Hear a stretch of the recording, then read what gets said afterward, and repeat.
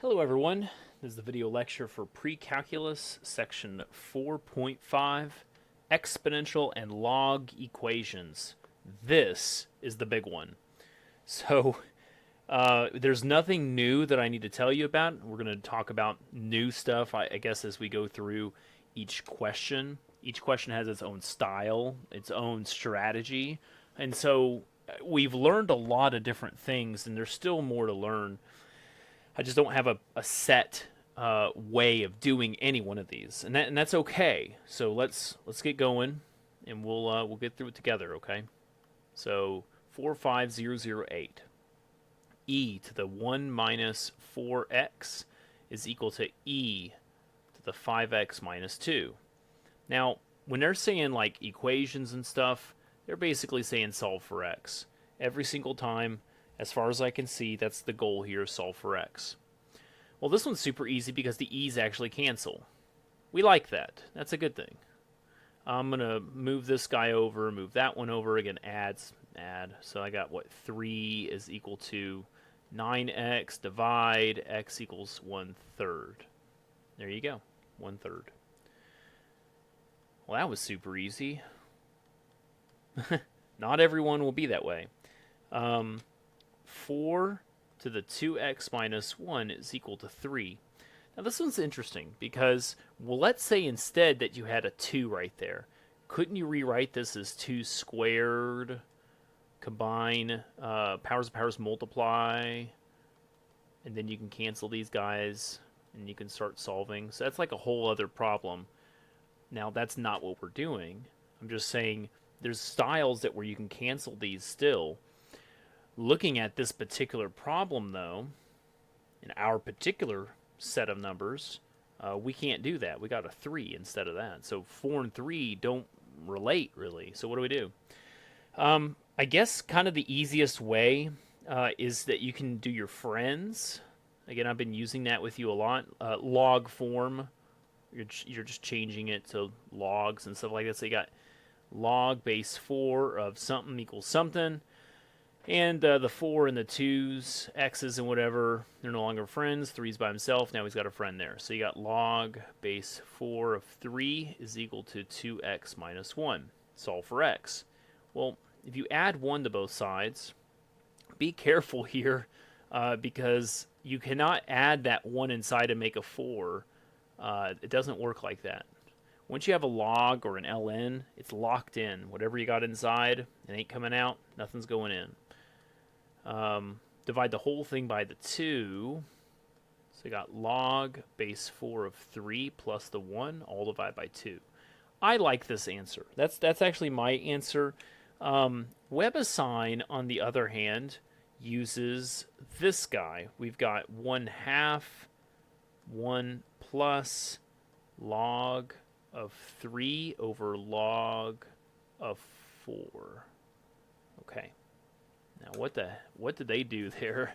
Well, first off, the 2 in the bottom, my 2 in my fraction, is a 1/2 in the front.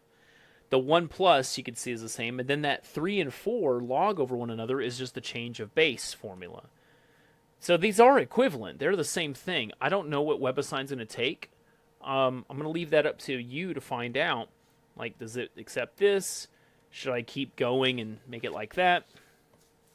You can do it. That's part of the exploration phase of learning. So I've got e to the power of 7 minus 2x is equal to 13. Now this is introducing a new style as well. You could rewrite this as log form, and that's fine. That's basically what we're going to do, but I'm going to use it a different style. I'm going to say something different. I'm going to say ln both sides. ln both sides. And so we got ln of e7 minus 2x is equal to ln of 13.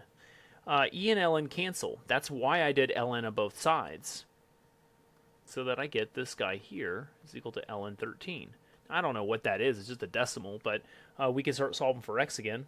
I'm going to move this to the side, move this over here. So 7 minus ln 13 is equal to 2x.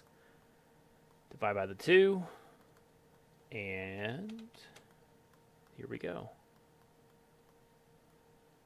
Ta-da. Cool. Now, what I've been finding is that WebAssign also wants the decimal approximation. Type this into the calculator. What do you get? 2.2, 175,253, etc. There you go. 45027. So I got 4 times 1 plus 10 to the 2x is equal to 9. And I need to solve for x. So what do? Well, the first thing I'm going to do is divide by the 4. I'm going to try to do easier things here. And, divide by 4 is pretty easy. I'm going to minus 1. That's pretty easy. Doesn't look very good there. It looked disconnected. So 9 over 4 minus 4 over 4 is 5 over 4. You can simplify if you want to. It's up to you. It's whatever. Now, last time I did ln on both sides, ln because there was an e there. Well, now we got a 10. What I'm going to do here is log both sides. So log of 10 to the 2x is equal to log of 5/4. And log is always base 10 if it doesn't have a base. And they cancel here, leaving 2x is equal to log of 5/4. Of course, divide by 2 on both sides.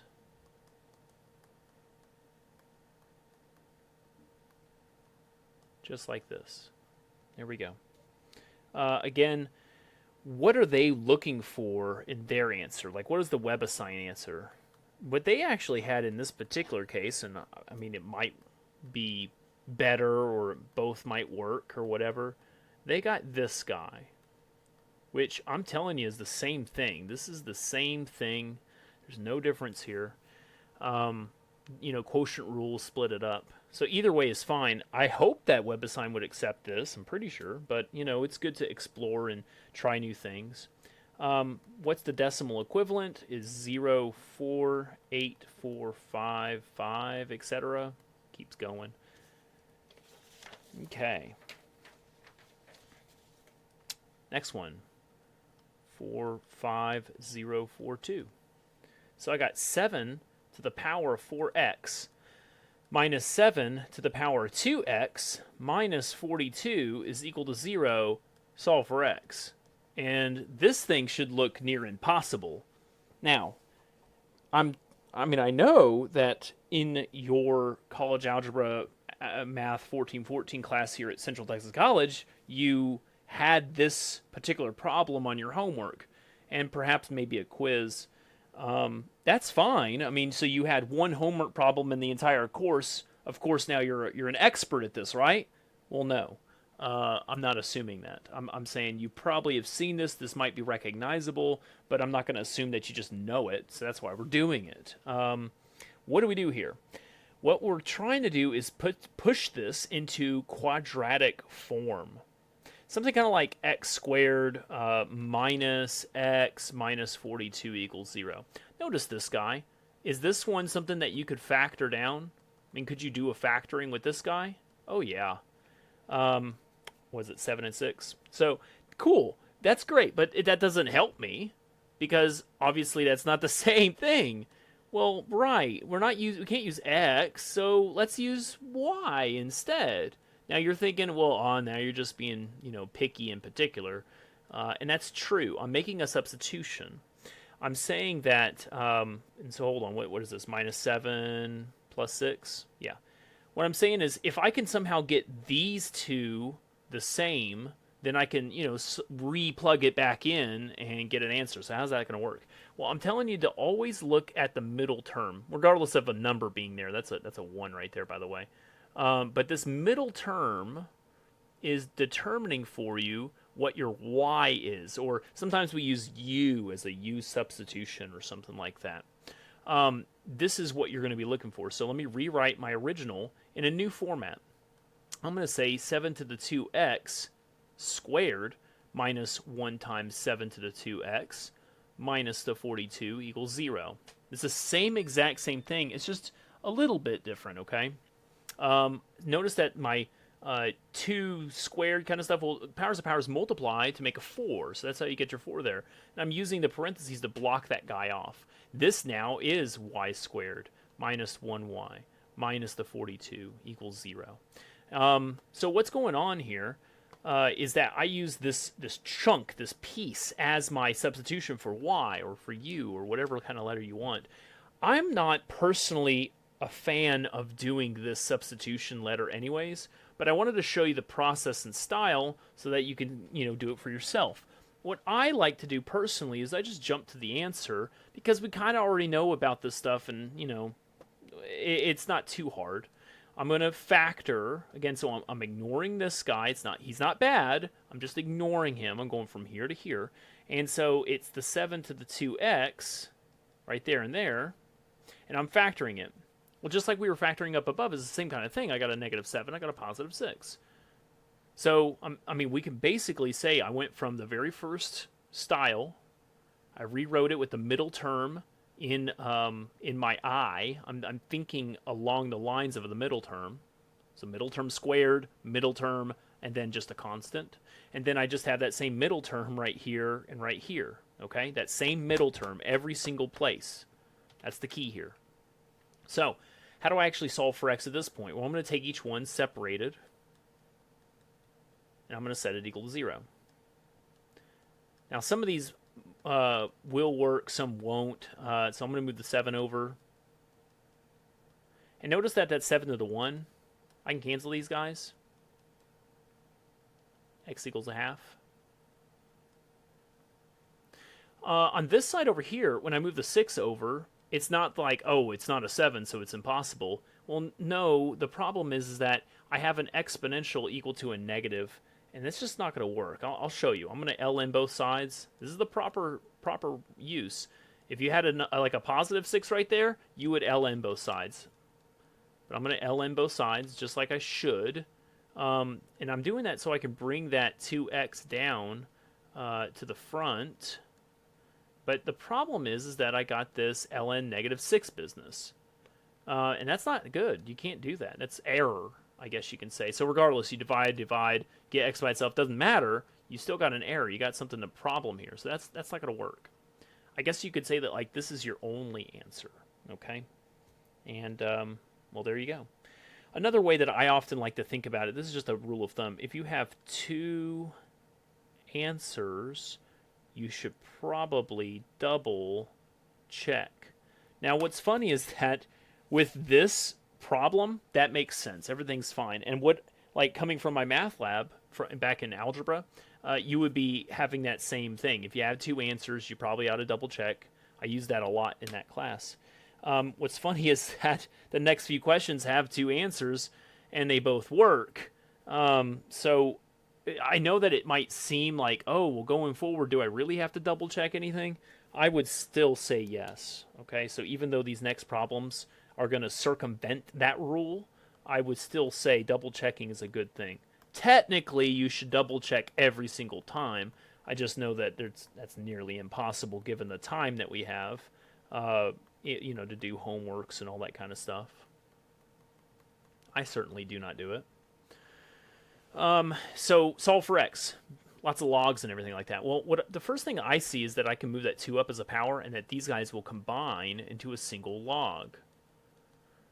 So that it's actually 2 times that 5x minus the 8, like that. Well, you got log equals log, and you can finally cancel those guys. So x squared equals, and distribute here, we got 10x minus 16. Move this over, move that over. X squared minus the 10x plus the 16 is equal to 0. We need to solve. We need to solve for this somehow. Can we factor? I'd say yes. What if we did a -8 and a -2? 2 negatives make that positive 16 there. So I got x equals 8. And I got x equals a 2. It's not just because we get positive answers that they're okay. Negative answers are sometimes okay as well. But I would want 2 answers, double check. And so if I plug an 8 in right here and right here, everything's positive, we're good to go. If you plug a 2 in and a 2 in, notice that we'll still have a positive answer, we're good to go. So those are both answers for that question, okay? Keep cruising. 45062. So I got log base 3 of x squared minus 3x minus the 19 is equal to 2. It says I'm telling you to rewrite in the exponential form, and we're gonna get two answers, just kind of like the last problem. And that's what I'm gonna say. Like, is there a good way to do this problem? Well, I'm gonna do my friends. So I got a base of 3, top of the tower, off the island. It's just that my off the island is like way big, and my 2 goes right there. So what I end up with is 9 is equal to x squared minus 3x minus 19. Of course you move this guy over. X squared minus 3x minus 10 is equal to 0. And I'm wondering, is there a way to factor that guy right there? And I'd say yes. It's a 5, negative 5, and a positive 2. So then x equals a 5, x equals a negative 2, and go... Actually, yeah, negative... Whoa, I have a different answer here. Oh, I messed up. See, I moved too fast. Here, hold on. This is a recording. I don't care. I'll show you I mess up sometimes. That's fine. Back up. Back up right here. So I move too fast sometimes, and this happens to everybody. Maybe not you. But see that 9? And I move it over, and I said, oh yeah, and they cancel, make a 10. No. Do it properly for a second, okay? Do it properly for a second. Do you see what have I got? It's negative 28. Oh. So that's why I have everything written down in front of me, just in case. I look down at the answer, I'm like, whoa, that's way different. And yeah, because I messed up. So everyone messes up. I mess up too. I'm proving it to you right now. Everyone's a human. It happens. Okay, cool. And so this is a perfect time to talk about this. I do this sometimes at a classroom, and hey, this is a classroom experience. So as you're taking exams, I'm hoping that you're writing some of your work down, just like what you're seeing here. I mean, if I were to take an exam, I would have scrap paper just as much as anybody else. It would look just like what I'm doing here in class. I can use that scrap paper that you can send me to look over your exam and give partial credit and stuff like that. Now, I can also just look at your exam and your answers and kind of tell if, you doubled this or you forgot a minus or something like that. And I can add partial credit without scrap paper. But you just tell me. So you either give me some scrap paper after your exams, I can look it over and add partial credit to your exam, or you just tell me, hey, can you look at my exam? I think number 5 was a little off, or, I think number 7, I got it right, but maybe they didn't like their format or something like that. I'm totally here to add partial credit. I'm all about you getting the correct grade that you deserve. So you tell me, you remind me, and I'll do that for you, okay? So keep going. So what do we do here now? I want to factor. 7 and 4, I believe. So negative 7, positive 4. X equals 7. X equals negative 4. And these are my two answers. Now, here's the thing. I need to two answers. Double check. And if I plug both of these in right here, I actually believe that both of them will work. So the 7, I'm pretty sure will work because it's going to be way bigger than all these guys. And the negative 4 here, and the negative 4 makes that a positive as well. So these two positives would overshoot that 19. So I think both of them still work. But double check just in case. I've been known to be wrong. I've just proved it to you. So log of x is equal to x squared minus 2. Solve for x. This one's just peculiar because there's no good way to get this to work without a calculator. I'm being straight up honest with you. So this is one of those that you should definitely be using a calculator. So Desmos, TID384, whatever. I like Desmos. I'm not going to pull it up here, but you go to desmos.com, you graph this, and then you find out where the zeros are, okay? I'm gonna show you what the graph, this guy right here, this is my graph. What would that look like if I were to graph it?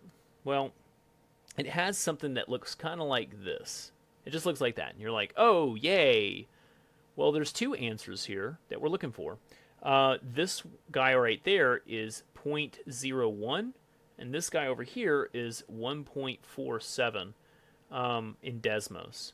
And those are indeed the answers that WebAssign is wanting. So you type them just like this here. Now, I don't know if they'll tell you to use a calculator, maybe, but they'll certainly say use decimal places, 2 decimal places, something like that. It's kind of an indicator that they would rather you use a calculator in this particular fashion. So keep cruising. 4, 5, 0, 7, 8. Log base 2, log base 3 of x, close, close, equals 1. Solve for x. This is just confusing. I got log of x. What the heck's that? Well, what I'm going to do is rewrite it just like friends and all that kind of stuff. And so I got a base of 2, top of the tower, off the island. Now notice that this is all on the inside, right? And this is the guy on the outside. So the 1 is right there. And all of this gets kicked out. So log and log were good friends. No longer. See you later. And then this 1 comes in. So this is classic. We've already done this a lot. It just looks weird because it's so much. It's just so much that gets tossed around. And that's okay. So 2 to the 1 is just a 2, obviously. What I'm going to do here is the same thing. I got base of 3, top of the tower, off the island. 3 and x were good friends, no longer. See you later. 2 is all by itself. Come here, buddy. And now you have a friend. Well, what we have then is x equals 3 squared, which is 9. And that was it. That's the entirety of that problem. So it actually is not hard. It just looks a little weird at first. And when you rewrite it using your friends, exponential form, that kind of stuff, it's actually not too bad. Okay, 4, 5, 0, 8, 9. So I got 4,000 invested. That sounds familiar. A 6.5% rate. Surely we did these problems already. Quarterly, so compounded quarterly. And A says t equals 2 years. Well, I mean, we've done this before. A equals P times 1 plus R over N to the NT. There we go. So, let's start plugging it in, I guess. So we got 4,000 times 1 plus R. Oops. It's 0.065. Divide by N. Again, quarterly. N equals 4. 4 quarters in a year. And then to the 4 times 2 years. Put it all in the calculator. This is something we've already done a lot. So 4550.56. That's the amount of dollars after 2 years. So you gain about $550. Well, that's not really the point of this question, honestly. The point is how long to double. Now, you've seen that after 2 years of time, have we doubled it from our 4,000? No, not at all. This time to double is actually a pretty cool, important thing. And there's actually formulas for this. I don't personally know them right off the top of my head, but I know that there are. What I would say, though, is let's follow, along. I'm going to do it the slow way, I guess you can say, and it'll all work out, okay? So how long to double? What is double to 4,000 is 8,000 equals the 4,000.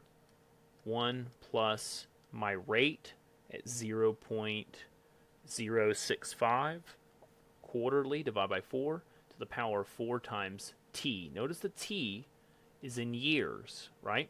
I'm saying, I don't know how long. How long is saying like t equals what, and that's probably what WebAssign is showing you anyways. So here you go.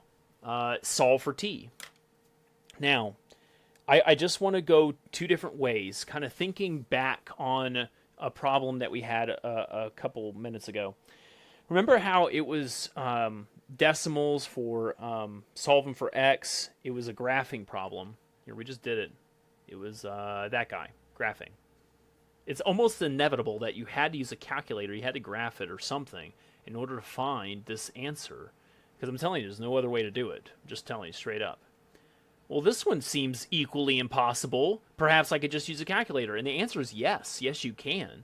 You can use a calculator. What you would do is you type, I think, honestly, you would move the 8,000 over. So you'd say, like, minus 8,000 equals 0. You don't have to say the equals 0. This is your graph right here. And then you graph it, and this is x, not t, and you'll see where it intersects and you find out what that is, and it tells you a number. Okay? That sounds great, but I'm not going to do that way because I'm thinking along the lines of the exams. Sure, the final exam, if you had it, do that, great. But I'm thinking along the lines of we need to solve this by hand somehow. Okay? So, what do? Well, we're trying to get t by itself. Let's start doing that. I'm going to divide by 4,000 on both sides. Notice immediately what happens is that you get a 2. 8,000 divided by 4,000 is 2. So that's that time to double. 2, double. You see how they're related, right? Okay. I would say ln both sides. Whenever I'm stuck and I have a power and I don't know what to do there, I'm going to ln both sides. And the reason why we're lnning, I mean, you could log, but the reason why I'm doing this is because of power rule. I can move that down to the front. Just rewriting a lot of stuff. I want to get t by itself, so I'm going to divide by the 4 and divide by this big old ln. Of course, that's just going to be some kind of a decimal. I'm not exactly sure what that is. So 4 is in the denominator with this ln. 1 plus 0.065 divided by the 4. Close it off. There you go. Make sure that when you're doing this in the calculator, you're doing this whole denominator in parentheses. That is definitely the most important thing when you're doing this. Blah, blah, blah, blah, blah. And I got 10.7502 years. There you go. So that's how long it takes to double that investment. What's interesting also is that we say time to double, and we started with 4,000, therefore 8,000. Well, it doesn't really matter. Those are the first numbers that cancel out. So if you started with $10,000, the time to double is the exact same. So to get from 10,000 to 20,000 is the exact same amount of time, given that rate and the compounding and all that stuff. So pretty neat. And that's why there's like formulas for that kind of stuff. I don't personally know them right now, so we're just doing it. I got $2,000 invested, and I got a 6.5% rate. Wow, that sounds super familiar. Oh, okay, this is continuous. Compounded continuously, and they want the time to double again. Okay, well, let's set it up. So A is equal to the 2,000 e to the 0.065 t. That's my formula. Well, time to double would be 4,000 equals 2,000 e to the 0.065 t. Divide that 2,000 on the other side. So time to double, you always get a 2 equals this e point, 0.065 t. In order to solve, I'm going to definitely ln both sides, and the ln in particular is really cool because it's going to cancel with the e immediately. Cancel. So ln2 is now equal to 0.065 t, divide,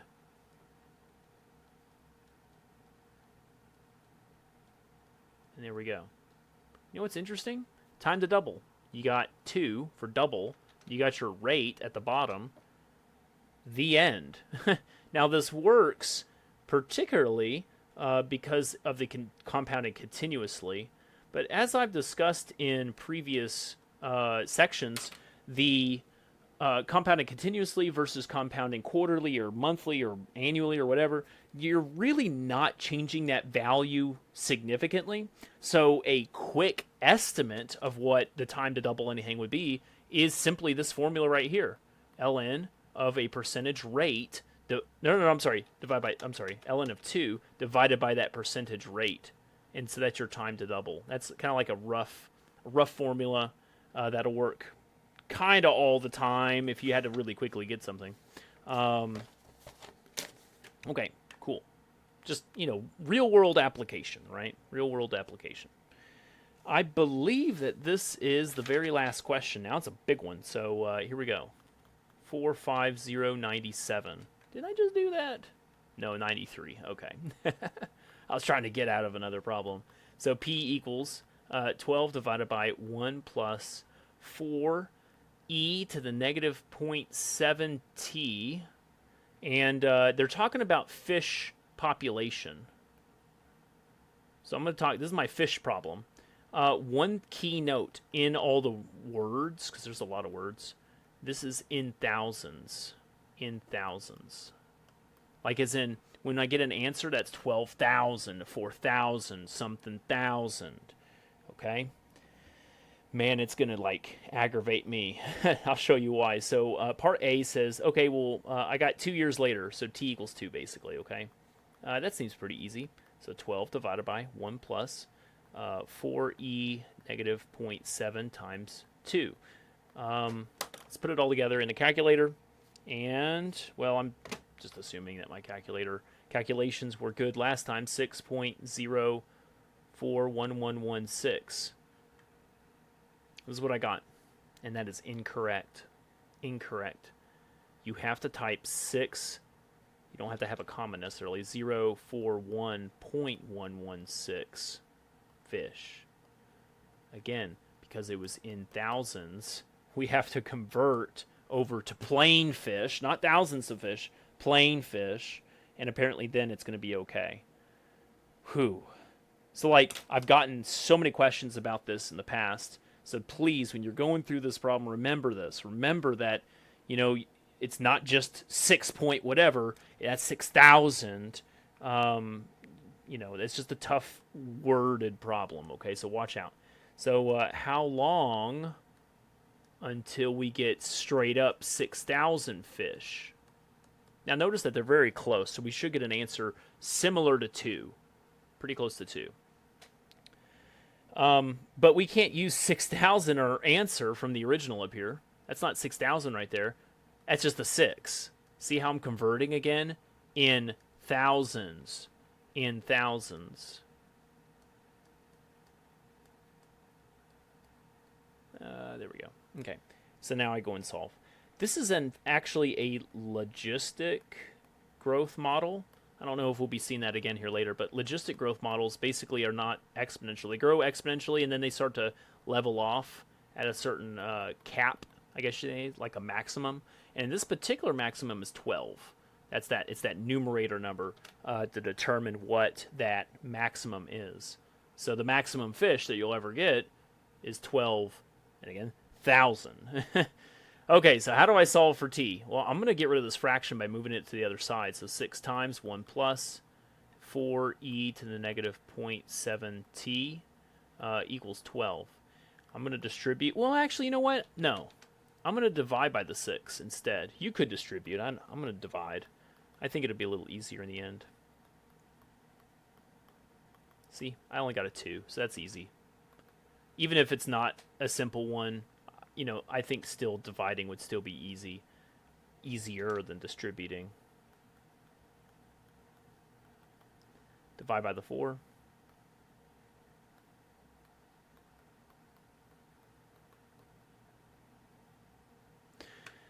And now, how do we do this? Well, if you ln both sides, you're going to cancel with that e, so that's pretty neat.